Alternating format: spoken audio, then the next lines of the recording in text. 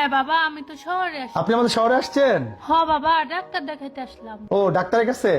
বাবা।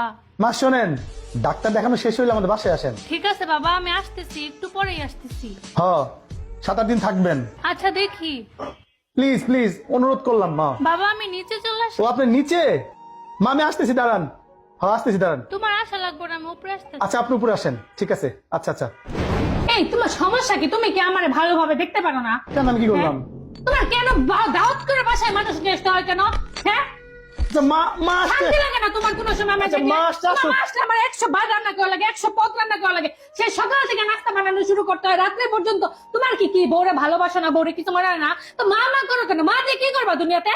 মার সেবা করবো চুপ না? থাকো তুমি। মা সেবা করবা মানে তুমি ডাক্তার কাছে দেখে আসতা, দেখে এসে বাইরে রেস্টুরেন্টে খাওয়া, তুমি গাড়িতে তুলে দিত। তোমার এত সমস্যা কিসের? মা শহর আসতে মাকে আসতে বলবো না? কেন তুমি আসতে বলবো বাসায়? বাসায় তো কি হ্যাঁ আমি সারাদিন কাজ করি, তোমার কি ভালো লাগে না? আরে হ্যাঁ, একটু শান্তিতে একটু শুতেও পারি না। তোমার মা যতদিন থাকে সারাটা দিন আমার দিয়ে কাম করায়, একটু ঘুমাইতেও পারি না। তুমি এত অত্যাচার করো কেন আমার উপর? আর মা তো নিচে আসতে, আমি মা কি বলবো? নিচে আসছে, আমি কি করবো? মাথায় নিয়ে নাচবো?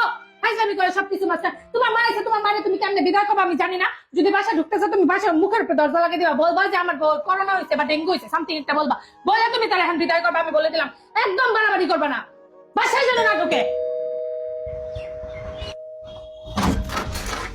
আপনি কিছু আসছেন, আপনার আমি ডেঙ্গু করোনা বিছনা করে রয়েছে, আপনি যান, আইসেন না। হ্যাঁ আম্মা। কে রে মা, বাঁধনের সাথে তোর কিছু হয়েছে? না তো কিছু হয়নি তো। তাহলে জামাই আজকে এরকম করলো কেন? আমি তো কোনোদিন বাঁধনের এরকম করতে দেখি নাই। আমার মুখের উপর দরজা লাগাই দিল, আমি অনেক কষ্ট পাইছি রে মা। আমি বাইরে এই না, আম্মা, তুমি আসো। হইলো না। না রে থাক, তোরা ভালো থাক। যাইতেছো কাকে? জামাই নিয়ে আসিস বাসা। তুমি দাঁড়াও দাঁড়াও। আমার লেগে আবার কার্য করিস।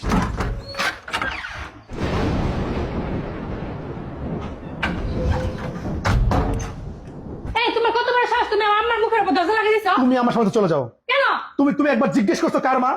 কার মা? তুমি ভাবছো এটা আমার মা? তার মাকে মানা?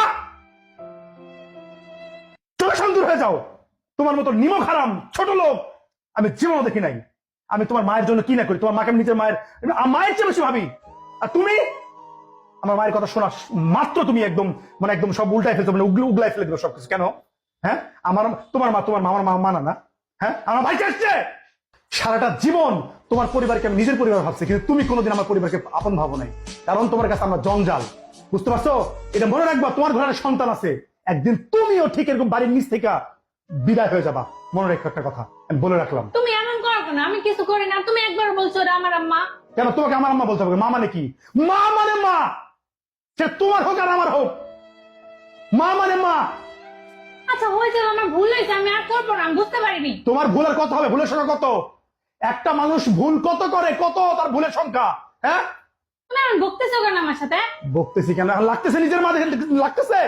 হ্যাঁ, তুমি একবার বলেন এটা আমার মা। জীবনও শিক্ষা হবে না তোমার, জীবনও শিক্ষা হবে না। আচ্ছা হয়েছে তো। ভালো তুমি জীবনও হবে না।